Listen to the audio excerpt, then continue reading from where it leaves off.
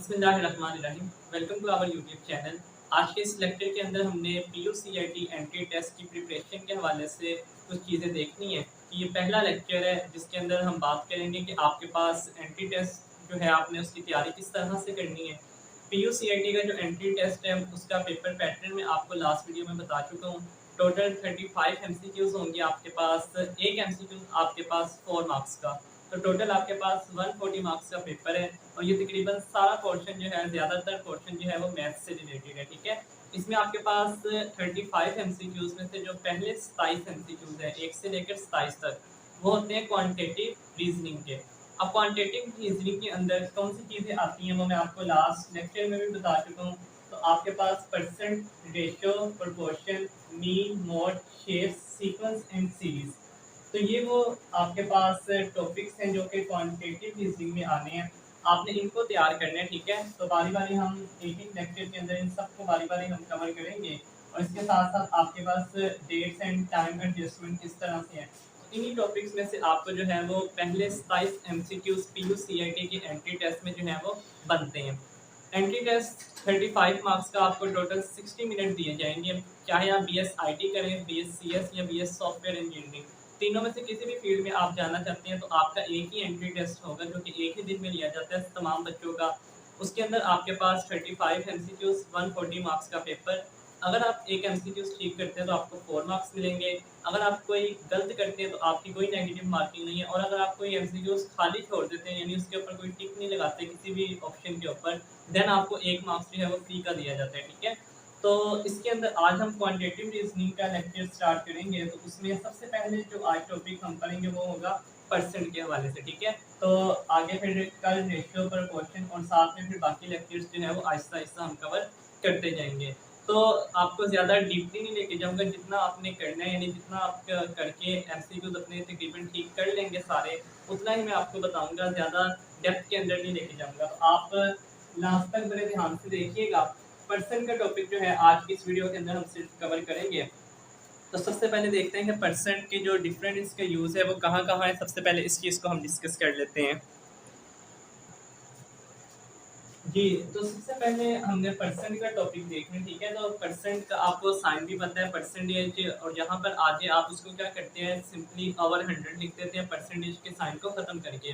तो ये तो सिंपल है ना। अब आपने एमसीक्यूज किस तरह से आने हैं हमने उस चीज़ को देखना है। तो देखिए, सबसे पहले जो आप इसके अंदर हम टॉपिक कवर करेंगे वो होगा use percent as a fraction, ठीक है। क्या हमने देखना है, use percent as a fraction. मिसाल के तौर पर आपको एक क्वेश्चन आता है कि 30% ऑफ 90, ठीक है। तो अब टॉपिक में आपको क्या बता रहा हूँ कि आपने परसेंटेज को यूज करना है एज अ फ्रैक्शन। तो उसके लिए आपको एक फॉर्मूला मैं आपको बता देता हूँ। Part divided by whole equal to percent divided by 100। इस फॉर्मूले से आपने क्या करना है, अगर आपको कोई एमसीक्यूज आता है, कोई क्वेश्चन आता है एमसीक्यूज टाइप, कि आपने परसेंट को क्या करना है, फ्रैक्शन में कन्वर्ट करना है। तो उसके लिए आपके पास फॉर्मूला ये यूज होगा। क्वेश्चन की मैं एग्जांपल आपको दे रहा हूँ कि वो कहता है कि 30% ऑफ 90, ठीक है। तो अब आपने इसको किस तरह से यूज करना है, देखें, पार्ट पार्ट में आप कुछ भी लेट कर लें, एक्स होल आपके पास आ जाएगा, ठीक है। होल ये क्या है, 30% ऑफ 90, तो 90 क्या है आपके पास, होल वैल्यू है, इक्वल टू परसेंट आपके पास क्या है, 30% डिवाइडेड बाय 100। अब इस फॉर्मूले से आप तो देखें, अगर इससे कैंसिल करें यहाँ से, और ये जीरो यहाँ से कैंसिल हो जाए क्योंकि उधर जाके मल्टीप्लाई होगा, तो आपके पास x की वैल्यू क्या आ जाएगी, 9 इधर डिवाइड उधर मल्टीप्लाई करेंगे तो 27। तो इस तरह से जो है आप परसेंटेज को फ्रैक्शन के अंदर यूज कर सकते हैं इस फॉर्मूले से, ठीक है। तो ये सिंपल है। अगर आपको इस तरह से कोई भी आ जाए 20% ऑफ 80, 10% ऑफ 90, तो उसको जब आपने फ्रैक्शन में यूज करना है तो ये फॉर्मूला। बाकी इसको सिंपल भी सॉल्व करने का तरीका है, आप कैलकुलेटर नहीं लेकर जा सकते, ये याद रखिएगा। अच्छा, जब आपने फ्रैक्शन में करना है 30% ऑफ 90, तो फॉर्मूले के अलावा इसका दूसरा तरीका ये है कि आप परसेंट की जगह क्या लिख सकते हैं, 100, ये आपको पता है, मल्टीप्लाई बाय आप होल वैल्यू लिखते हैं, ठीक है। तो सिंपल आप क्या कर सकते हैं, इसे कैंसिल कर सकते हैं, इसे कैंसिल, तो आपके पास आंसर क्या आएगा, फिर भी 27, ठीक है। तो ये आपके पास परसेंट के अंदर सबसे पहली चीज़ हो गई कि use percent as a fraction. तो इस तरह की और मिसालें आप लोगों को मैं साथ बुक भी रिकमेंड करता हूँ। लास्ट वीडियो के अंदर भी बताया था डोगर पब्लिशर की PUCIT एंट्री टेस्ट प्रिपरेशन, ठीक है। तो ये आपके पास एज अ फ्रैक्शन आ गया। अब नेक्स्ट जो है हम देखते हैं परसेंटेज का डिफरेंट यूज़ और कहाँ-कहाँ होता है। जी, तो नेक्स्ट आपके पास परसेंट का यूज़ के आपके पास आता है कि आप परसेंट को कन्वर्ट करें इनटू डेसिमल। यानी जब आपने परसेंट से क्या करना है, डेसिमल में जाना है, परसेंट को आप कन्वर्ट करेंगे डेसिमल के अंदर। तो देन द सिंपल सा तरीका है, फर्स्ट करें मैं आपके सामने कोई भी मिसाल ले लेता हूँ 65.3। अब आपने जब परसेंट या परसेंट, अब परसेंट से आपने ये करने डेसिमल में जाना है, तो हमेशा याद रखिएगा सिंपल सा तरीका है, आपने जहाँ पर पॉइंट है उससे 2 डिजिट पीछे चले जाना है, ठीक है। 2 डिजिट पीछे चले जाकर आपने क्या करना है, सिंपल पॉइंट लगा देना है। जैसे यहाँ पॉइंट है तो 1 2, आपने 2 प्लेसेस छोड़नी है, उसके बाद आपने क्या कर देना है पॉइंट। तो यहाँ पर क्या आ जाएगा पॉइंट, जब आप यहाँ पॉइंट लगाएंगे तो इसका क्या मतलब है 0.65, ठीक है। अब ये डेसिमल के अंदर चला गया। यानी सिंपल जब आपने परसेंट से डेसिमल में जाना है तो आपने क्या करना है, लेफ्ट की जानिब क्या करेंगे आप 2 डिजिट छोड़ देंगे और पॉइंट लगा देंगे, तो सिंपल परसेंट से किसमें चला जाएगा आपके पास डेसिमल के अंदर। एक आधी और मिसाल देखें, अगर आप 73.5%, अब जब आपने परसेंट से जाना है किसके अंदर, डेसिमल के अंदर, तो आप 2 प्लेसेस छोड़ेंगे, लेफ्ट की जानिब पीछे जाएंगे 1 2, ठीक है। यहाँ पॉइंट लगेगा तो इसका मतलब आप पीछे क्या आ जाएगा 0, तो आपके पास 0.735, ठीक है। तो ये आपके पास क्या आ गया, डेसिमल के अंदर परसेंट से चला गया। तो पहला हमने देखा कि आप फ्रैक्शन के अंदर किस तरह से लेकर जाते हैं, यानी आप यूज़ करते हैं परसेंटेज को फ्रैक्शन में। तो मैंने आपको फॉर्मूला वैसे भी बताया, परसेंट से आपने डेसिमल में जाना है, तो ये तरीका कार है, ठीक है जी। तो नेक्स्ट आपके पास है परसेंटेज के अंदर परसेंटेज चेंज वर्सेस ओरिजिनल। अगर इसके अंदर आपके पास इस तरह से एमसीक्यूज बनते हैं, या ये आपके पास क्या है चेंजिंग के लिहाज से, तो इसको थोड़ा सा समझे, बहुत आसान है। फर्ज करें आपको क्वेश्चन आते हैं, स्टेटमेंट आती है कि आपके पास पेट्रोल की जो ओरिजिनल प्राइस है ना, उसके अंदर फर्ज करें वो कहता है कि 20% इंक्रीज आ गया, ठीक है। तो अब यहाँ पर आपके पास बेसिकली टॉपिक क्या है कि परसेंटेज का जो चेंज है ओरिजिनल के लिहाज से। अब ओरिजिनल फर्ज करें आपके पास, ओरिजिनल आपको पता है टोटल 100% कंसीडर किया जाता है। अब टोटल के अंदर वो कहता है, यानी ओरिजिनल के अंदर 20% का क्या आ गया, इंक्रीज आ गया। तो आपके पास स्टेटमेंट मैंने आपको बता दी, तो क्या वो कहता है कि 20% जो है वो इंक्रीज आ गया किसी भी चीज़ के अंदर। मैंने आपको पेट्रोल की मिसाल दे दी, तो इसको हम इस तरह से लिख सकते हैं, इसका मतलब ये हुआ उसने क्या किया, 20% इंक्रीज आ गया, ठीक है, ओरिजिनल के अंदर। तो इसका मतलब ओरिजिनल कितने थी, अब आपने ये देखना है, ओरिजिनल आपके पास होता है, यानी टोटल जो था, उसने कहा कि टोटल प्राइस में क्या आ गया 20% का इंक्रीज। तो पहले कितनी थी, 100% थी, 100% में क्या हो गया आपके पास है 20% का इंक्रीज आ गया, तो अब आपके पास क्या होगी 120% ऑफ ओरिजिनल, ठीक है। ओरिजिनल वैल्यू का भी कितना बन गया आपके पास 120। अगर वो आपसे कहता है कि 15% जो है वो इंक्रीज कर दिया जाए, या इंक्रीज आ गया किसी भी चीज़ के अंदर, तो आपके पास इसका मतलब क्या होगा कि टोटल आपके पास कितना बन जाएगा 115% ऑफ ओरिजिनल। तो यहाँ पर दोबारा से सुने, इजी है, सिर्फ आपने ऐड ही करना है कि एक आपके पास ओरिजिनल है, अब उसका परसेंटेज के लिहाज से चेंज आ रहा है ओरिजिनल के लिहाज से, ठीक है। ओरिजिनल चीज़ आपको पता है टोटल कितनी है, 100% आप कंसीडर करते हैं, ठीक है। अगर पेट्रोल की वैल्यू 200 रुपीज़ है पर लीटर, तो वो टोटल आपके पास कितनी है ओरिजिनल 100%, उसमें अगर वो कहते हैं 20% का इंक्रीज आया, तो आपके पास कितना बन जाएगा 120% ओरिजिनल। और अगर इसी तरह से वो कह देता है कि डिक्रीज, ठीक है, क्या 20% डिक्रीज, और ये यहाँ पर याद रखें कि आपके पास यहाँ पर इंक्रीज की जगह वो ग्रेटर का लफ्ज भी यूज कर सकते हैं, और यहाँ पर लेस देन का लफ्ज भी जो है वो यूज कर सकते हैं डिक्रीज की जगह, ठीक है। तो अब आपके पास टोटल 100% होता है, ये आपने याद रखना है। अगर वो डिक्रीज किएगा तो इसका मतलब 100 टोटल था, 20% डिक्रीज आया तो 80 हो जाएगा किसका, ओरिजिनल का, ठीक है। अगर वो कहता है 50% डिक्रीज आ गया या लेस हो गई है वैल्यू, तो आपके पास वो कितना बन जाएगा, अगर 50% कहता है डिक्रीज, तो इसका मतलब 100 ओरिजिनल था, तो आप टोटल 50% डिक्रीज के बाद कितना बन जाएगा 50% ऑफ ओरिजिनल, ठीक है। तो तो ये आपके पास चेंजिंग है परसेंटेज की ओरिजिनल के लिहाज से। तो ये सिंपल आसान सा टॉपिक है। बस उसके अंदर ये है कि आपने, क्योंकि कंसेप्चुअल क्वेश्चन होते हैं बड़े इजी होते हैं, लेकिन आपने क्या करना होता है, इसको एक दो दफ़ा इसकी प्रैक्टिस करनी है। बुक भी आप लोग क्लास में ले लीजिएगा, उसमें आप लोगों ने देखना है, ठीक है।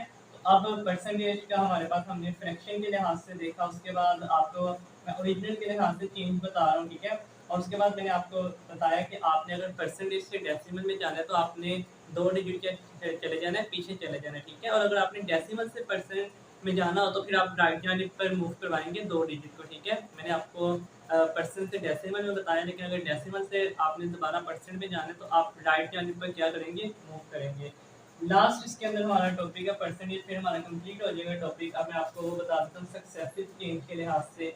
तो इसको आप लोगों ने एक दो दफ़ा देख लेना, आपको ये क्लियर हो जाएगा। फिर नेक्स्ट वीडियो में कल हम रेशियो पर क्वेश्चन देखेंगे। तो लास्ट अब आपके पास है सक्सेसिव, तो उसको हम करते हैं जी। तो स्टूडेंट्स अब लास्ट के ऊपर आपके पास जो परसेंटेज का ये लास्ट है, इसके बाद आपका ये परसेंटेज का टॉपिक कंप्लीट हो जाएगा, सक्सेसिव परसेंट, ठीक है। तो इसको ज़रा आप लोग ने ध्यान से देखना है, सक्सेसिव परसेंट क्या है। अब इसके अंदर आपके पास ये चीज़ है कि आप एग्जांपल अगर मैं आपको दूँ कि आप समझें कि वो आपके पास स्टेटमेंट आती है एक, कि जो एम्प्लॉयज़ थे उनकी सैलरी के अंदर क्या हुआ, 20% का इज़ाफ़ा हो गया, ठीक है।